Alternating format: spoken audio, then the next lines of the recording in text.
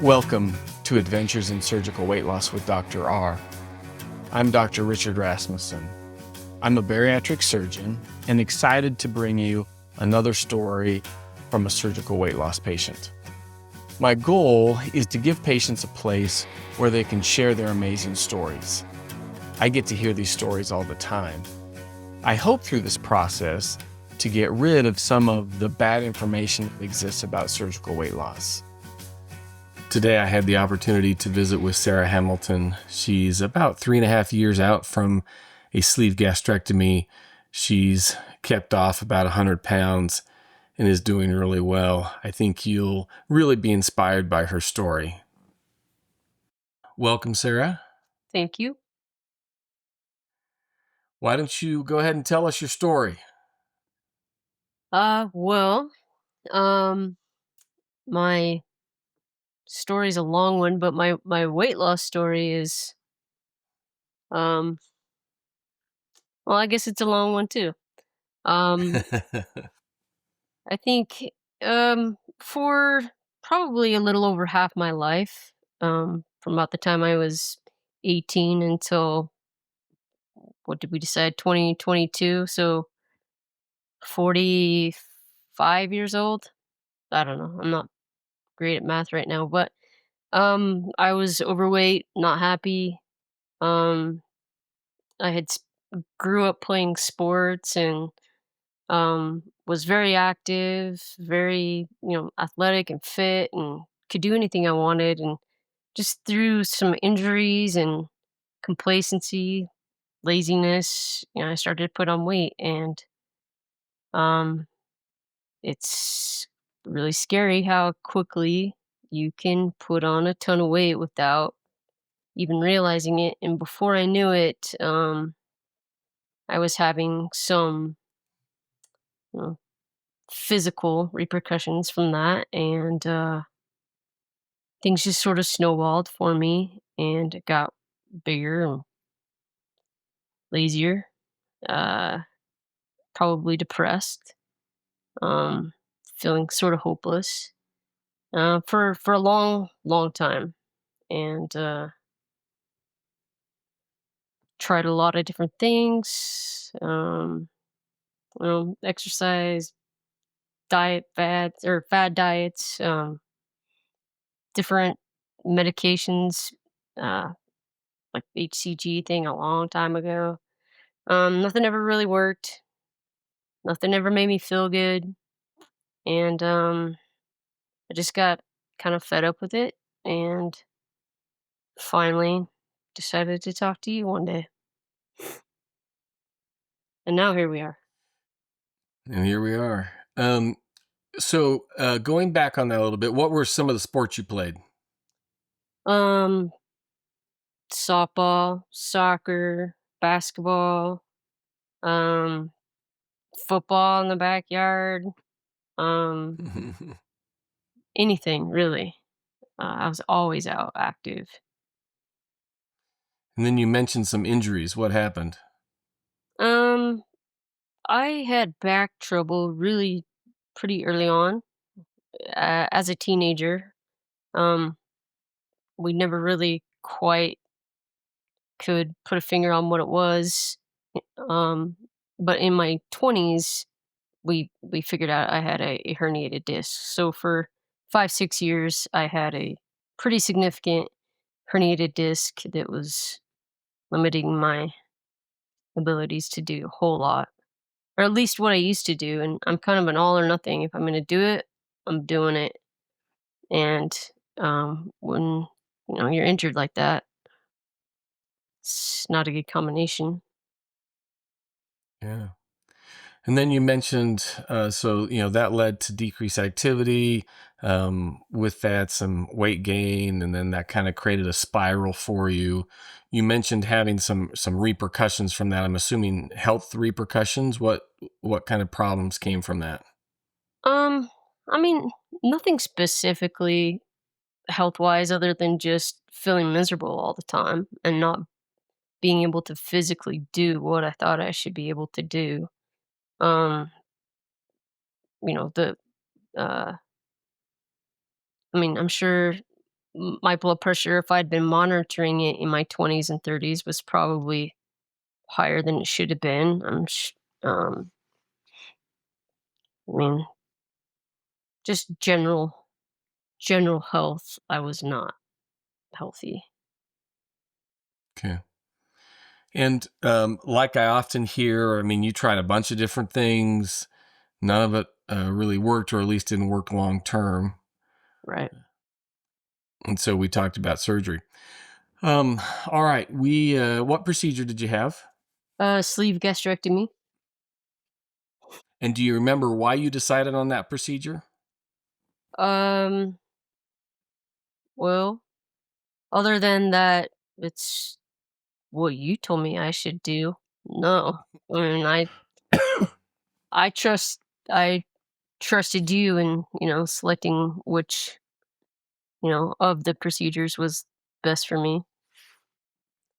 But, Okay. I mean, it Well, was certainly, the simplicity of it in my mind, seeing the things that I've seen, I feel like it's a fairly simple procedure. Um, that was, um, that was a good selling point for me too.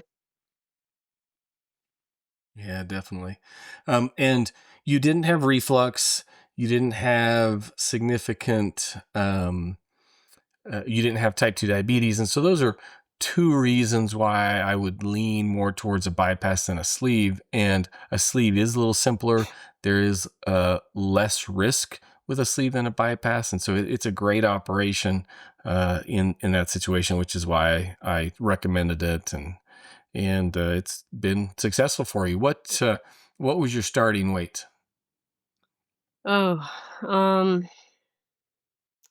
I'd have to look, and I should know it, but it was probably like close to 250, 240 something. Could probably pull I up can probably something find on it an too. app. 254 seems like a number that I have in my brain, but Okay.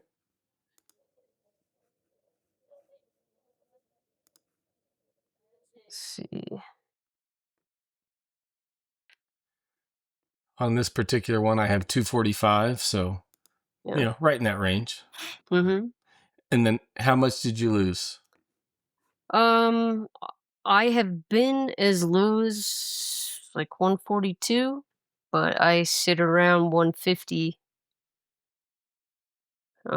So So basically 100 pounds lost. yeah, Wow, that's awesome. That's awesome. Yeah, in yeah. fact, I have your high weight is 249. And the last time we saw you, it's been a little while ago in the office, and down to 142. So at that point, 107 pounds. It sounds like you've been able to maintain that. This was back in 23, the end of 23. So you've maintained that for the last couple of years, which is awesome. Yeah. How have you done that? What's your success to maintaining that? Uh, well, um, I'd like it to say that it's all on me and my decisions and the stuff that I've been doing, but I kind of have had a partner in this. My wife had the same surgery, what, 2 years ago, and so that's really been helpful. Um, we kind of bounce ideas off each other. What works for us. But probably like what I have sort of decided is going to be my um I don't know. My focus is never losing the mechanical advantage that you've given me, right? Like my stomach is now the size that it should be. If I let it get back to what it was,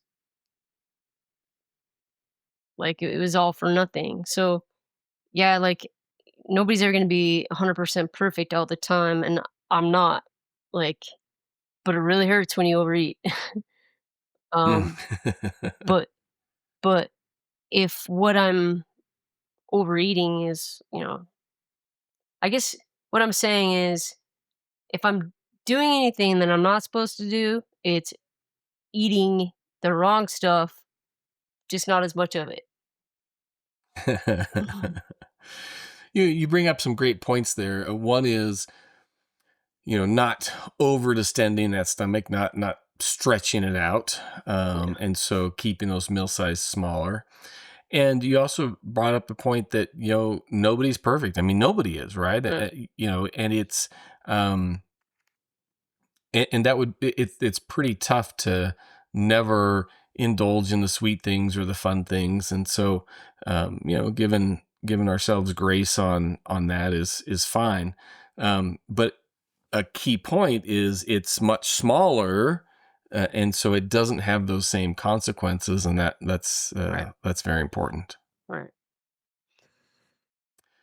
What are some of the benefits you've seen from the weight loss? I can move easily. I can run again. I'm playing softball again. I probably shouldn't, but I am. Um, I did a Spartan race. Like Wow. I just a sprint. I'm working on But still, that's uh, super impressive. yeah, I'm working on, what's the next one? I can't remember. Whatever the next highest, longest race, Spartan race is, working on that for probably next year. But like being able to move again and like play ball kinda like I used to be able to. Um, I don't know. It's been it's been really fun and exciting, but also a little bit like sad. Like I've I don't want to say wasted, but I wasted a lot of years not doing anything and just kind of figuring that that part of my life was over, and it wasn't. It didn't need to be. So I'm Oh, that's awesome. yeah, I'm glad that I finally got off my hind end and did something about it. That's great. When you came up with that decision, okay, I'm fed up. I want to do something.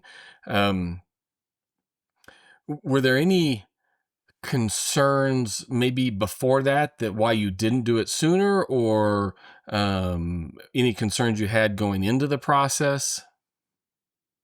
The biggest one was failure.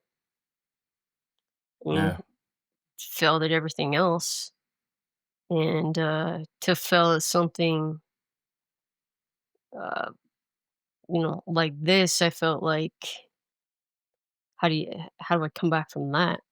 How do I show yeah. my face at work again around you? Like, no, I, I hope you didn't feel that deterrent. well, no, but I mean, it was not as a deterrent, but it's certainly, like you don't ever want to, you know, there's a lot of people, there's a lot of uh opinions about it. Should you, shouldn't you? Is it cheating? Is it not cheating? Um, and What's your I, opinion about that? if you think that that is cheating and the easy way out, try it. Like Exactly. there's nothing easy about it. Like, but it was quick and effective as long as I did what I was supposed to do. As long as I followed, the guidelines, it was quick and effective. It was not fun, um, but I'm glad I did it. Yeah, that's awesome, man. Yeah, the thing I like to tell patients, um, or anybody interested, is that it's a tool, and it's a tool that works very well if you use it, like you said, the way you're supposed to. If you follow the program, if you use it, then it works and it's very effective. Yeah, yeah. It's not just a okay. You're fixed now. Go on about your life as usual because I feel it even now, what, 3 years later, like, old habits starting to kinda wanna creep their way back in, Hmm. and, um, like, it's a constant battle to Yeah. not go back down that path, and Yep. That's an excellent point. And we often describe obesity as a chronic disease. It's something you do. You have to continue to fight and work against. And it's not, uh, there is no magic pill and it's all gone, but there are the tools that can help you be successful in managing it. right, right, and I think that, once you've had the surgery and are going, the first, what, year, you're developing new habits, and I think that the more of those that you can hold on to and maybe sort of alter for longer term use, the better. Like, you know, meal planning and um, just portioning and learning what appropriate portions are and kind of sticking to those in every situation. Like, you go out to eat, like, thinking about that ahead of time. I'm boxing up half of this, or just kind of always keeping those things in mind and just creating new habits. That's great. And I love that you brought up, going out to eat. I mean, some of the data we use is that, people who eat out consume more calories than they do by eating at home. But by recognizing that and planning and, some tips, looking at a menu ahead of time before you go to the restaurant so you have an idea already of what you're going to get. Um, Asking for the to-go box at the beginning and boxing up half or whatever portion of it, you're not going to eat, and then you're not tempted to sit there and just keep talking and eating. And so there are different tools and techniques to help be successful, no matter what the environment or situation. Yeah. Yeah, and even it kind of becomes like oh, this is great. This is lunch for 3 days. Like, I don't get just to have this once. I get it 3 times. This is awesome, and I'm still full.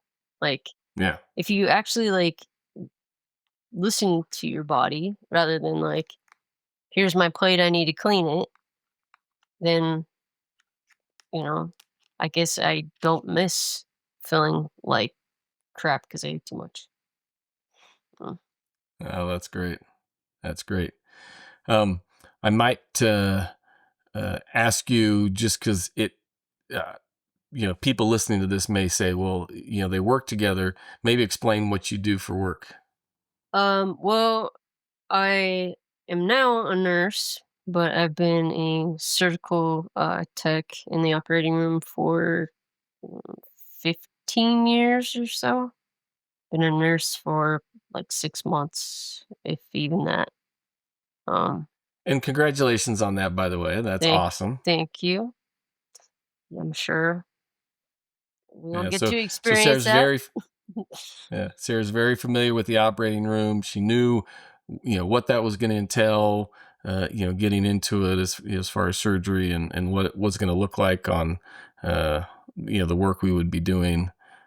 So Sarah and I have had the opportunity to work together off and on. She's much more fancy, works in the heart room and other specialized rooms, but every once in a while I get to work with her. That probably would have been my next surgery had I not let you do your thing. Yeah, No. that's a great point. That obesity leads to other problems, heart disease, um, uh, sleep apnea, diabetes, cancers. So there's lots of things that can come because of obesity. Yep. Yeah, and that's you say like kind of what spurred me to finally do something.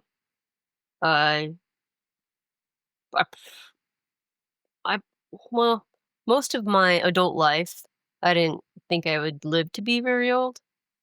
Um, my mom died at 48 of a heart attack, Oh, and wow. yeah, and so knowing the her health history and the kind of health that she had and kind of where I stood, I just figured, well, your mom died at 48. You're gonna be lucky if you make 40. And when I hit 40, it was kind of okay. Here I am at 40. Now what? Like he's gonna like live out the next 8 years of your life and hope you make it, or like get off your butt and do something. So I had some tests, a heart test done to make sure that I wasn't actually going to die. And when I figured out no such luck, I decided to take a step and let you do your thing. Well, and uh, glad you made that choice, and congrats on the success you've had. If someone were to ask you your advice, what advice would you give them? On whether or not they should do it, or Let's take both those things. Let's take, should you do it, and then what's the best way to be successful? um I would say absolutely do it. Like tomorrow. Don't wait. But only if you're going to commit to it. Um because if you're not going to commit, you're not ready. Do it when you're ready to commit. But if you're ready to Yeah, commit, great point. do it. Um I wish I had done it. I wish I had been ready mentally 10 years earlier, you know.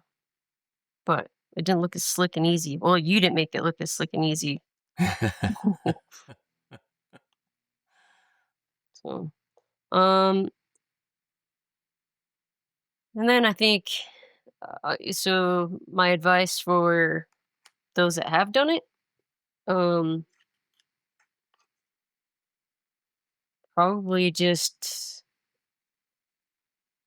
I sort of have like come to Jesus moments where I can kind of feel myself, starting down that path again, or like old habits creeping back in, and just being real with yourself and taking time out to actually pay attention to what you're doing, um what you're putting in your body, how much you're putting in your body, um and just paying attention to your body, period. Like you're it will tell you when you're full.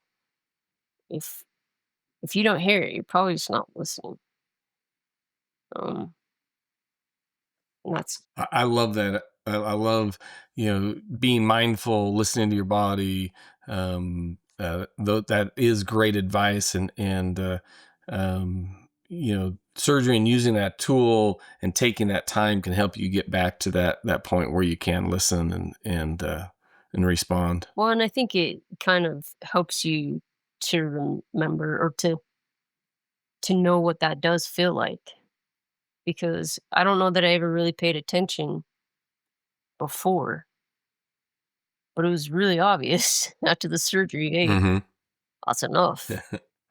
And so to kind of like have that reset of, oh, this is what it feels like to be full. And there's no point in going any further unless you're on a bad night. Oh, that's great. Anything else about your story we should know?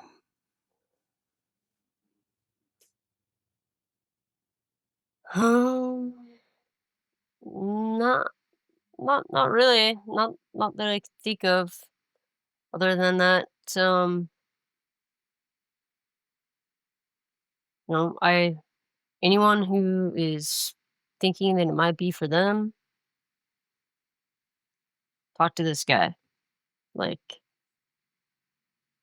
um, it's it's totally changed my life for the better, and thanks. Yeah, you're very welcome. And thank you. Thanks for spending your time with me and sharing your story. And I'm sure it will inspire other people. I appreciate that. I hope so. Thanks again to Sarah Hamilton for sharing her story with us. I love the change that it's made in her life and that she's back playing sports and being active like she was when she was younger. What an inspirational story. Please take a moment to subscribe, rate, and review our podcast. It will help us reach more people with these amazing stories. I also have a YouTube channel where you can see this video, as well as several other videos about surgical weight loss, general surgery, and robotic surgery. Join us next time for another amazing story.